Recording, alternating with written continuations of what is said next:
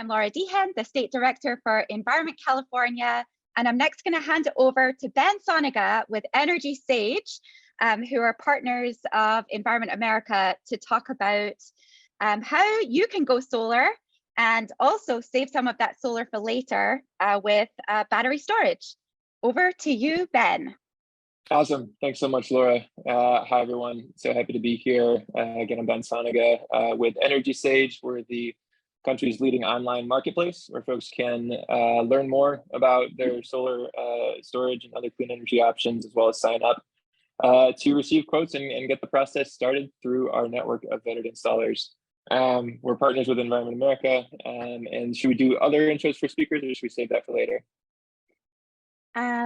We'll do that right at the next section, so you can go on. I can't hear you. I think we'll save it for later. I'll crack on with the overview. Try to keep this quick and save time for questions. So for an overview, I'll spend just 1 minute on why solar and storage. I think this group knows why, but I'll dwell on that for one moment. What the incentives are, a little bit about the partnership with Environment America and Energy Sage, and then we'll run on to questions and answers.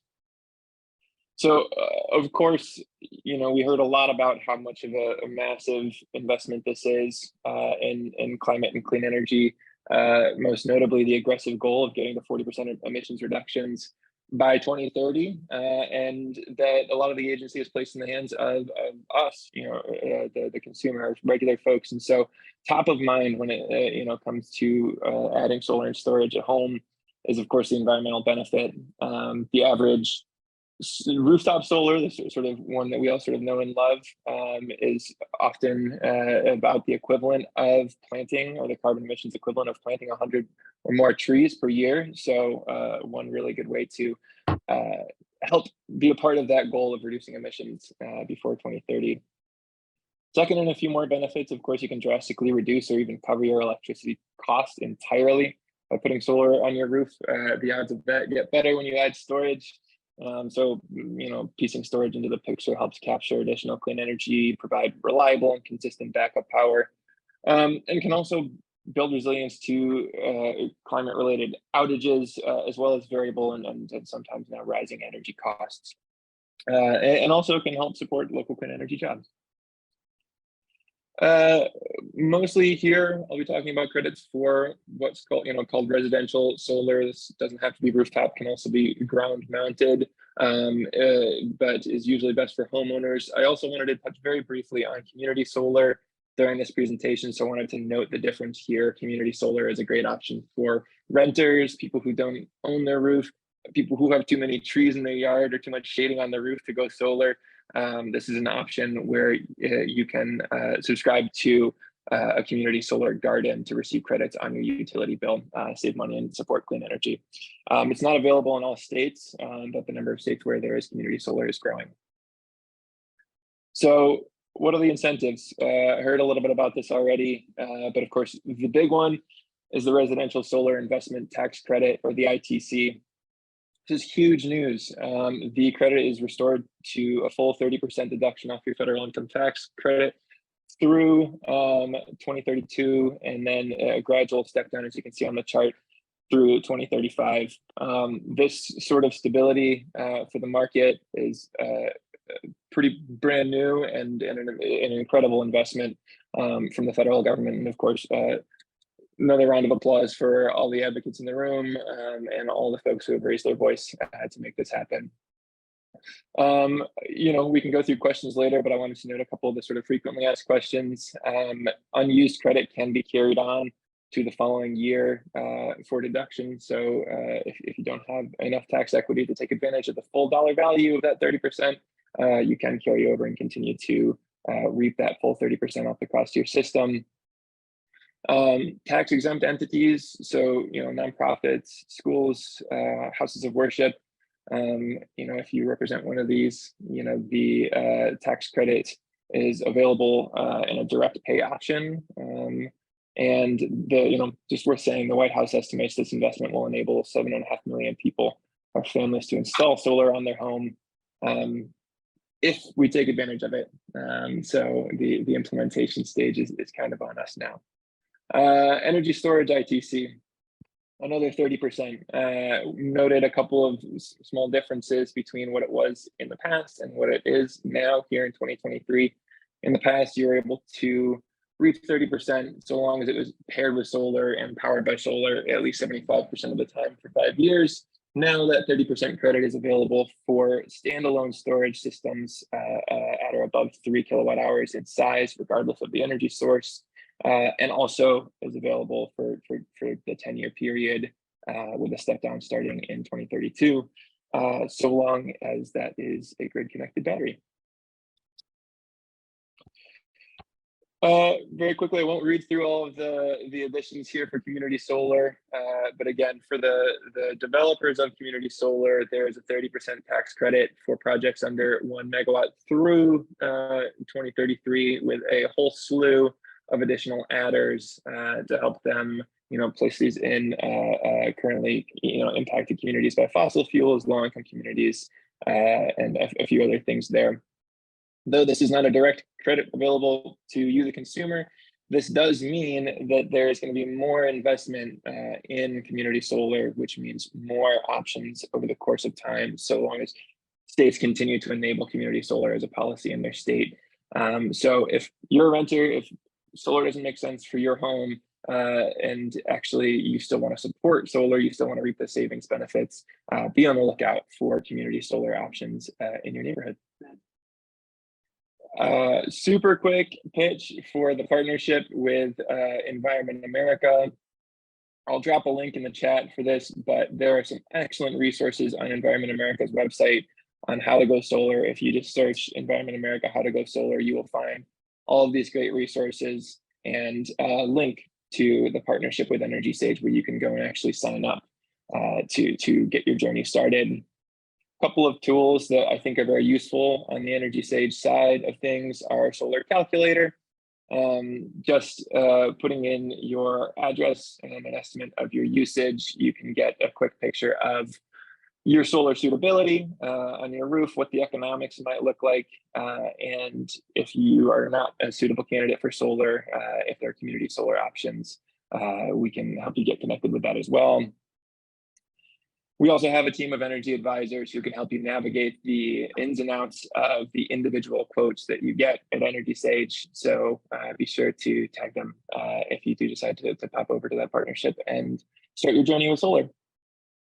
That's all. I hope I kept that under 10 minutes. And that's my email if you'd like to reach out directly, phone, and you can find me on the internet at Untitled. Excellent. Thank you so much, Ben. That was under 10 minutes, 8 minutes. So well done. Perfect. And then thank you for sharing your contact info and for being willing to take people's questions if we don't get through them all today. So I'm already seeing some questions in the chat, but before we get to the Q&A, I wanted to also introduce a couple of other experts who have joined us here to help field questions. So we also have from Solar United Neighbors, Hannah Mitchell, and from the Texas Solar Energy Society, Pete Parsons. Can you guys take a minute and just introduce yourself, like where you're based and what your organization does and how you might be able to help address questions as well? Yeah, so I'm Hannah Mitchell. I'm the Texas Program Director for Solar United Neighbors. We're a national nonprofit organization. We help people join together, go solar, and fight for their energy rights. And so we do a fair amount of, I guess, I would classify it as customer support for folks who are looking to go solar either on their own or through, we convene group buy programs to help drive down the cost and hassle of going solar. So those are some of the ways that we help people go solar. And then we also work on policy and advocacy issues.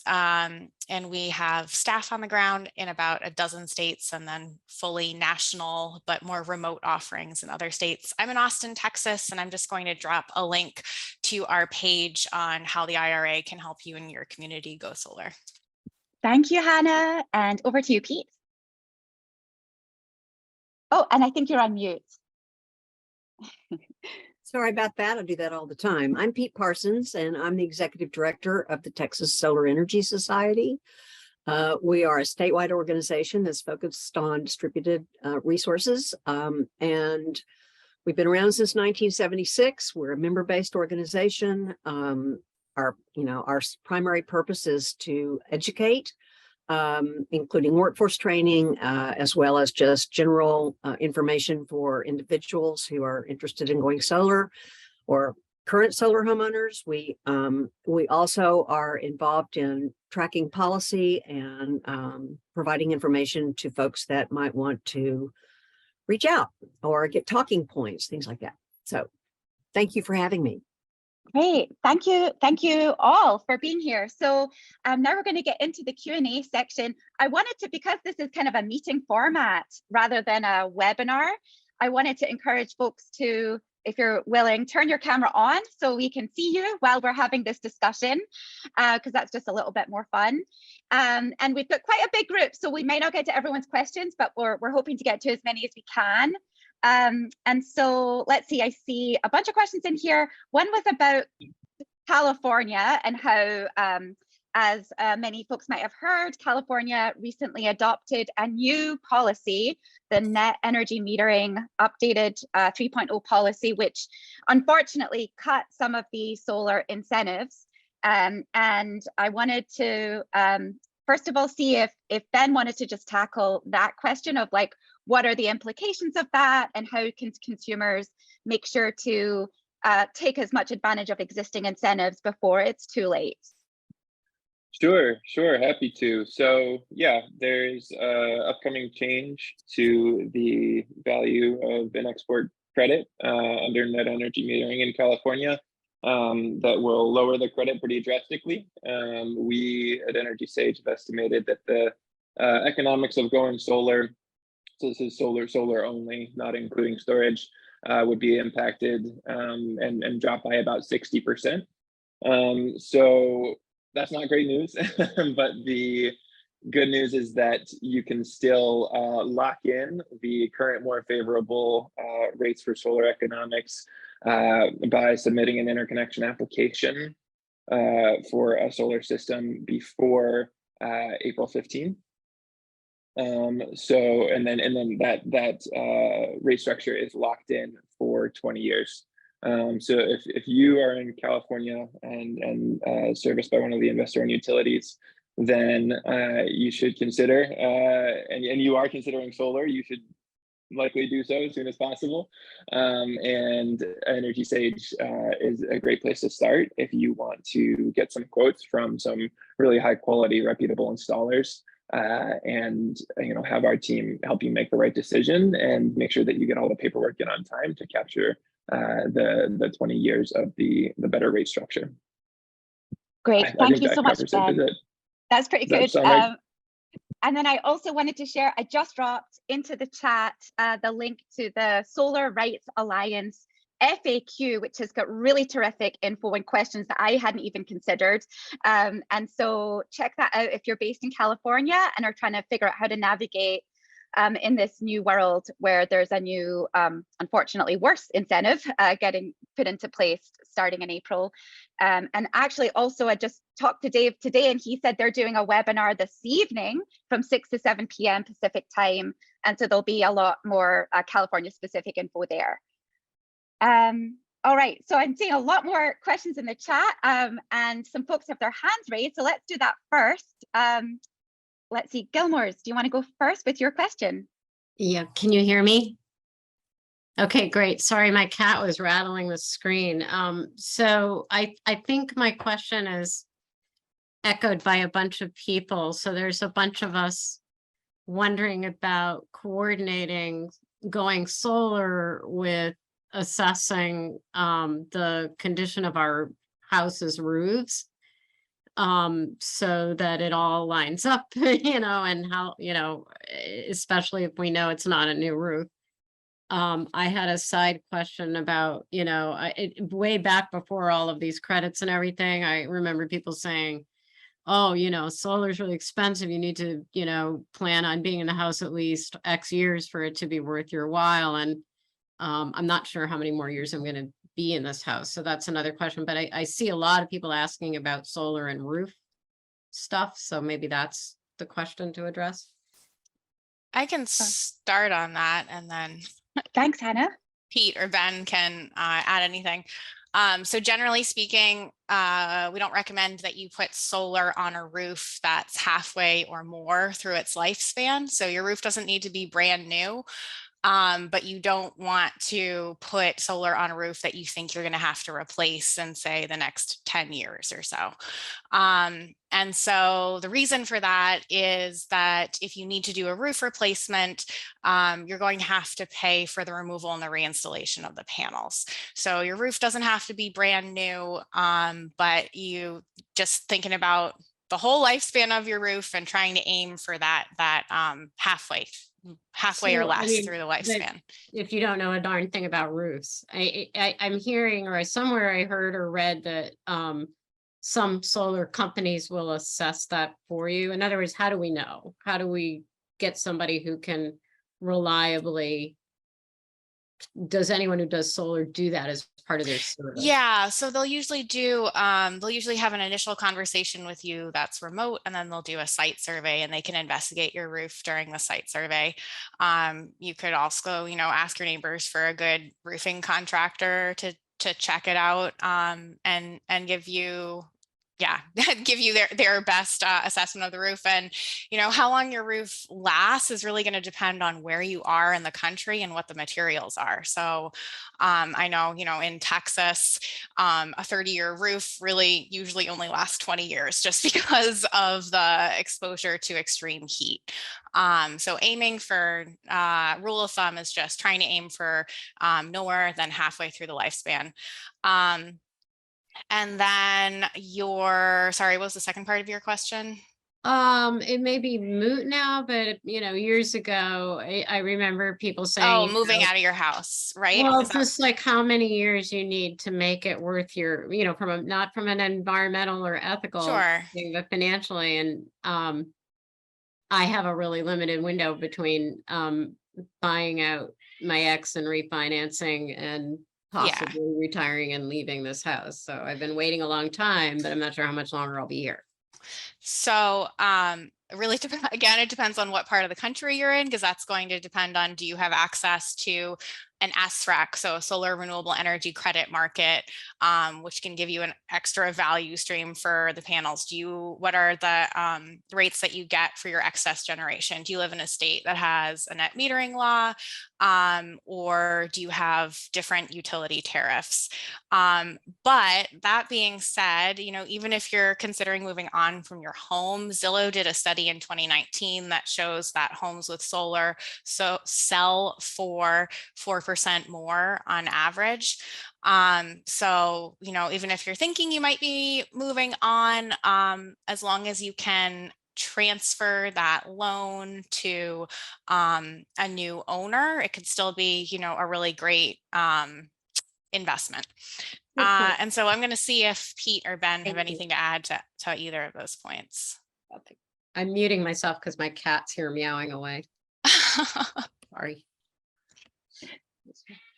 And then I think one of those questions that Gilmore's asked was kind of connected to the bigger question of how do you figure out the payback period? How do you figure out how long it will take to pay off, the upfront investment? I was wondering if you have any resources for that. Yeah. So the solar calculator that I mentioned does estimate the economics of your solar system, including the payback period and lifetime savings. And I'll drop that in the chat. All right, great. All right, let's go to Lisa next. Hi, long-time listener, first-time caller. Just a quick question, and this may be specific to people in California, but maybe it could help for others. And I know that you mentioned the Energy Sage as a use. Last year, I looked into going solar, and living in Los Angeles County was overwhelmed by the sheer number of people in the business of putting on solar roofs. I had a really difficult time kind of sorting through, so I didn't. Happy because now you get a better tax credit. What are the things that we should look for in a company going solar? Are there any benchmarks or best practices or things that we should use in order to choose someone? And is that totally answerable on Energy Sage? Excellent question. Some and some. I can tell you some of the things that we look for when we vet companies. We're looking for at least 3 years experience installing solar PV systems, and so basically a little bit of time under your belt is obviously the first thing. NABCEP certification is sort of the industry standard certifications. And then, beyond that, we sort of interview companies before onboarding them onto Energy Sage.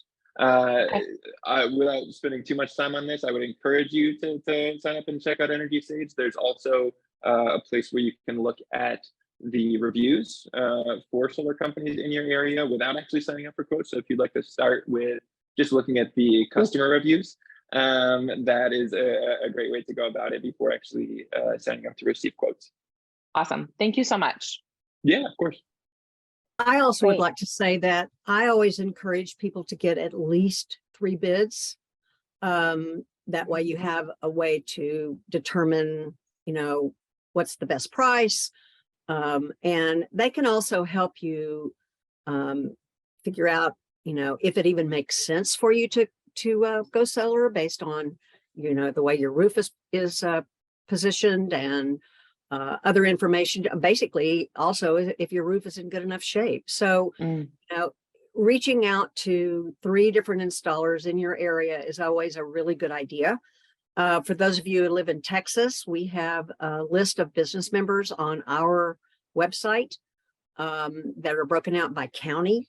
And they're all installers that we have vetted, and they're required to, to a certain level of ethics and code of conduct. So I just put a bunch of links in the chat that could be helpful. And I'm also going to put my website in there. Thanks, Pete. Thanks, Pete. And then I would just add in that I find in California, I often look at the California Solar and Storage Association member list, because then I know they've been vetted in order to be part of that association. And I think there's similar state associations in other states. So that would be another Can you tip. repeat the name of that one more time? Yeah, the California Solar and Storage Association. They have pretty high standards as well for who can be a member. So they also are vetted.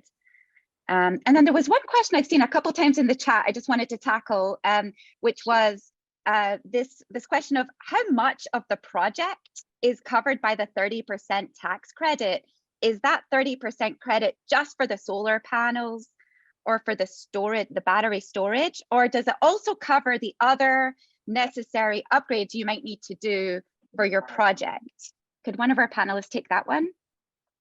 I can. Thanks, it's Pete. not only the cost of the PV panels, but it is any labor cost, permitting and other ancillary costs, equipment costs, battery purchase, and some sales tax.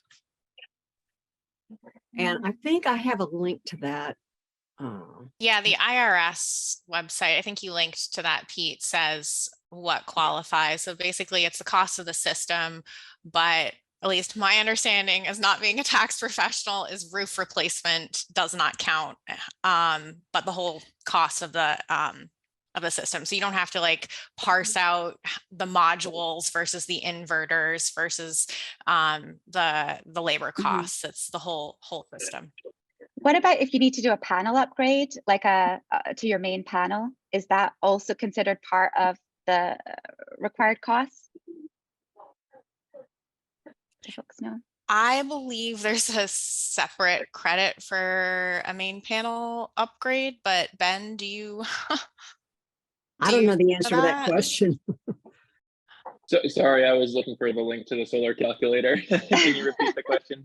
I just might not about have the answer. If there's an issue with your main panel, with your electricity panel, the main panel, if you need to do an upgrade and you're doing it at the same time as your solar panels, does that, can you count that towards your, or does that also get that 30% credit? That's a really good question, and I don't have the answer to it. I think put it in the list to follow up with, because that's a very good question. Oh, well, here in the chat, Claire, did you want to chime in?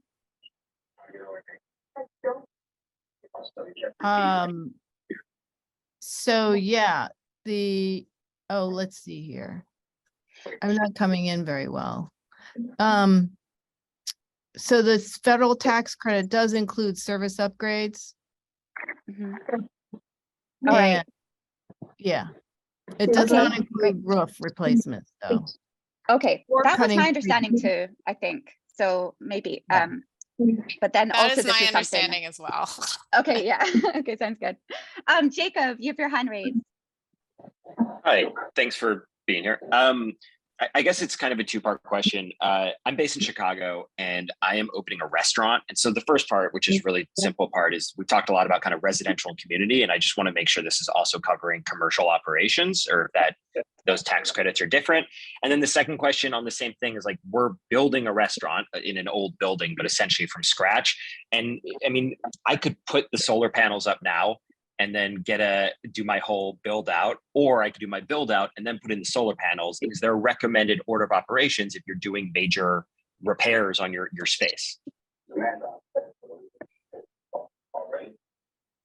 I'm not sure I can answer that question either in terms of timing. And I'm not a solar installer, but what I would recommend is that you reach out to some local installers and ask them just in terms of, you know, how it would best work.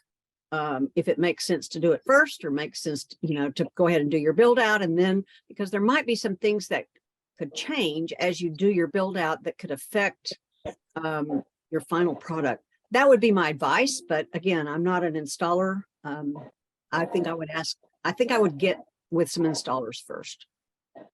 Sounds good. Thank you. And yes, the credits do apply to commercial. Yeah, great. Thank you. That's what I was gonna follow up and Matthew. say.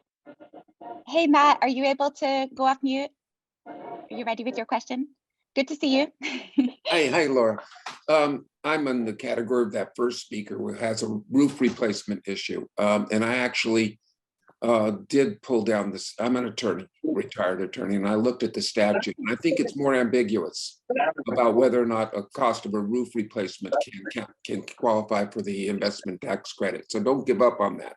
And in fact, I called my accountant. I have an accountant, one of those people we have, and he said, well, what we might be able to do is take that portion of your roofing costs that relates to, if you have solar on 50% of your roof, then that will take 50% of the roofing cost. A very unhelpful, but puzzling environment. But because of that, and because I have asbestos shingles on my roof, the cost of my roof work is going to exceed the cost of the solar. As a result of that, I've been looking carefully at solar roof shingles.